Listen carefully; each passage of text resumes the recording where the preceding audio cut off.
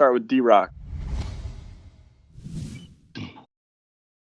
Hey, Coach, could you just kind of give us a quick rundown on what you've seen out of CJ so far, where you feel his growth has been this start camp? Well, he's a very good athlete. He's has real good movement skill. He's smooth out of breaks, and he studies the game a lot. So, the thing that I've liked is his technique.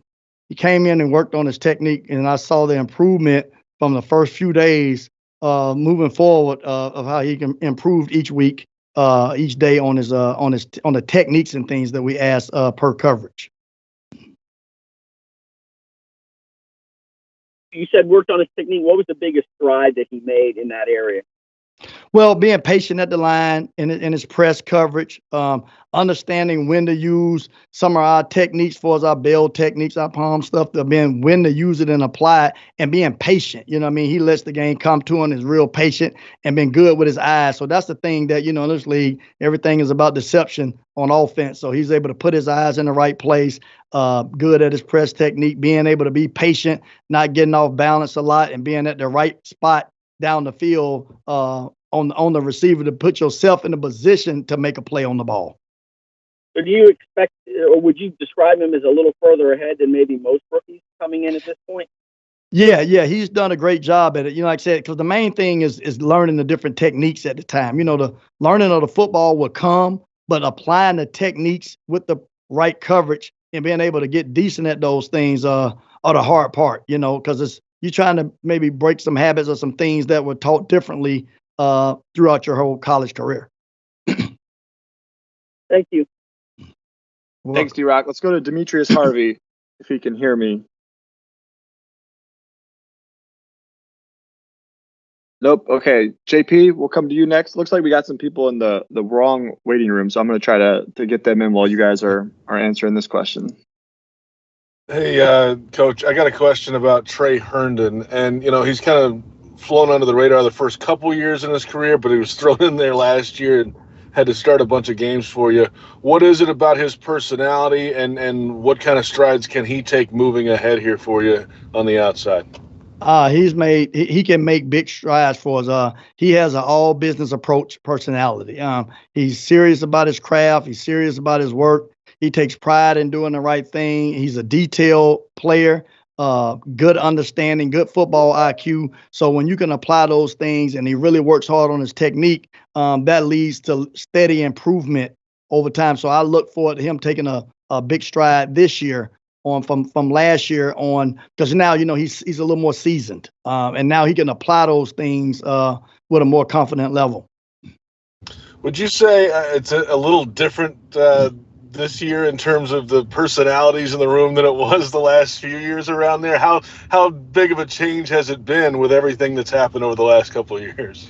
Yeah, well, it's just a little different now, and so now, like I said, even a guy like Trey Herndon, he's becomes one of the leaders of the room, so to speak, because when you had him, DJ Hayden, those are the guys now that kind of have played the most ball for us right now, so the leadership role and the those are both more quiet personalities, so which is good, because those guys are about their business and stuff like that. So like I said, I look forward to it, and they can continue to lead the young guys, and they're more of lead by example type guys anyway. Thanks, Chadrick. Let's go over to John Shipley.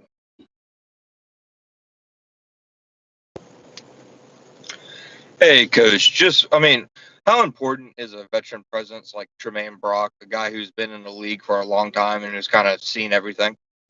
Oh, that's important. Like you said, the hard thing is to give guys experience, so the veteran leadership, the veteran experience, those things are vital. But what I always tell guys is that the young guys have to step up too, because you never know. Some guys, young guys mature early. And the reason why I say that, because a guy like a Trey Herndon, he's a guy that doesn't have as much playing experience as some guys, but he has the right approach. And if you watch his mental approach, his physical approach, and the way he go about things, he approaches it like he's been a 6 or 7 year vet already. You know what I mean? So I think it's based on each person, but the experience in the room is vital.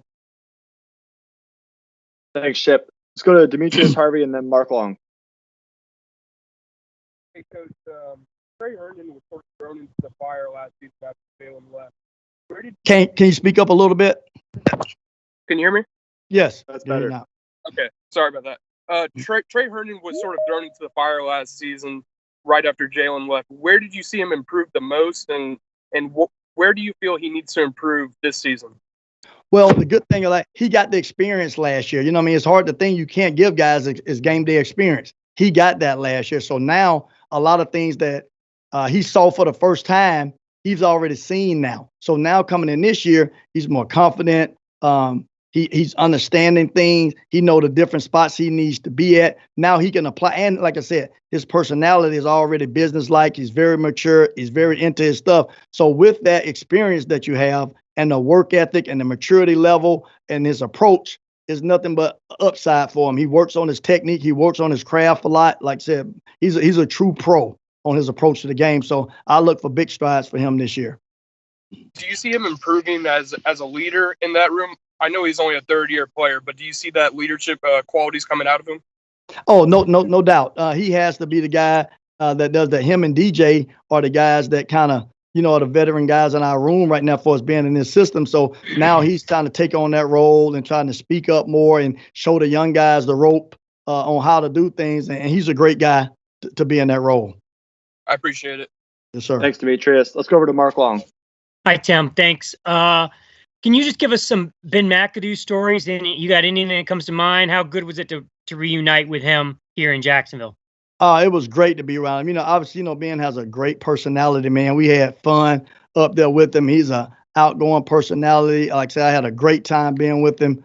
So it was good to get back with him, man. Like I said, he allowed us to coach and have fun. And like I said, man, that the energy and the positivity that he brings and the excitement, man, is contagious, So that's the thing I like about him. Every day is a good day with Coach. You know what I mean? He was always positive about everything and excited to get a chance to play ball and coach ball because, we don't get a chance to do this every day, man. And it doesn't last forever. Did you ever cross paths with him the last 2 years when he was just living down the road a little bit? No, but we talked all the time. Like I said, we have a great relationship. So we would be in contact all the time, for the past couple of years. Thanks, Mark. Let's go over to Mia O'Brien.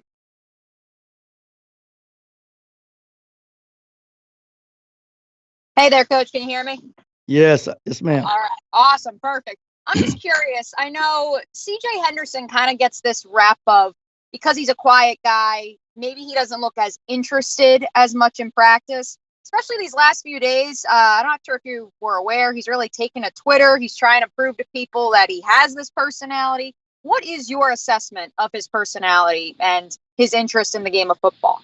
Oh, he loves the game of football. He's totally dedicated to the game of football. He's into it probably more than most guys you know. What I mean? It's a high priority to him. He's really dedicated to learning, studying the game. He's a gym rat when it comes to that stuff. You know what I mean? So he does a excellent job of that, and I have no question about the things that I've seen and me being around him that it is super important to it. And he's dedicated. His note taking, his questions he asks. He's really takes the prepared approach of how he goes about his business. As we've kind of seen with Trey, who obviously has had early success in this league, but he's a quieter guy. AJ Boye, quieter guy.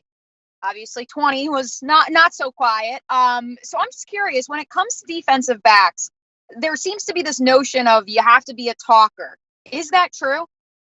No, I think you have to be who you are. You know what I mean? You can start going through examples of some guys, they use it to their benefit. So I can name good players that have been outgoing personalities that talk a lot and use that as the advantage for them. And I've seen good players that have the more quiet business like demeanor. I think you have to be who you are in this league, go about business as you, because that's where your comfort zone is, and you go about and play that way. And I've seen guys have success both ways. Awesome. Thanks, Coach. Thanks, Yes, Mia. We're going to do 3 final questions here. We're going to go Gary Smits, Cassidy, and then John Osher. Go ahead, Gary. Thank you, Coach. Where is Chris Claybrooks as far as his progress into playing this position? And does he want to be not just a return guy? Oh yeah, definitely. He's making progress with this. Chris is a guy that's, like I said, he's very conscientious. Also, he's a business approach, all about his business. Also, dedicated to it. He has obviously long speed. He has strength. We continuing to work with him on his technique. But he's a guy that has a big upside. Like what he's doing so far. He's very competitive, and it's very important to him. So I look for things to come, big things to come out of the future with Chris. Okay, thank you. Yes, sir. Thanks, Gary. Let's go to Speed Racer, Cassidy Hill. Hey, Coach. What have you seen out of Luke Barcoo, and what would it take for someone like him coming in undrafted to make the roster this year? Just keep progressing every day. He's a very talented young man. You know what I mean? And it's just now of everybody, like a guy like him, just keep being able to apply the techniques, learn some new things that you didn't doing different in college. But he has a high skill set, upper level talent. Ball is important to him. He has the traits. He just got to keep working on the technique and do those things. He has ball skills. He's very productive in college. So I think he has a big upside. And like I said, he has the skill set that you look for at the position. Thanks, Cassidy. Let's finish up with John Osher.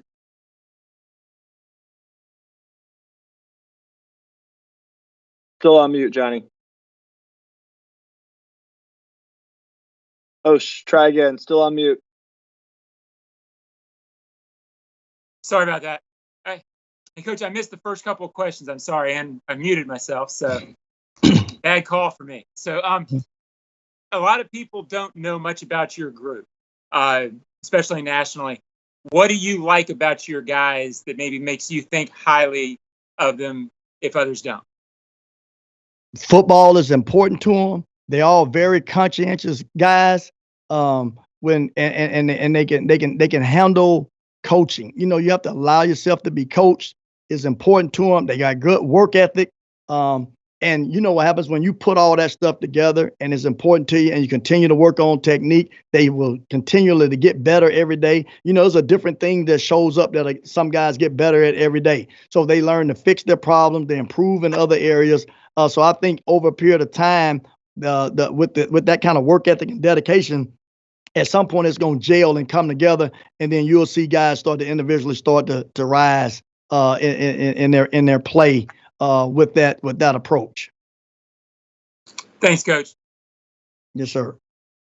Thank you, Walt. Appreciate the time. We look forward to having you back on here in a couple days, couple weeks. For the media, a couple quick updates for today.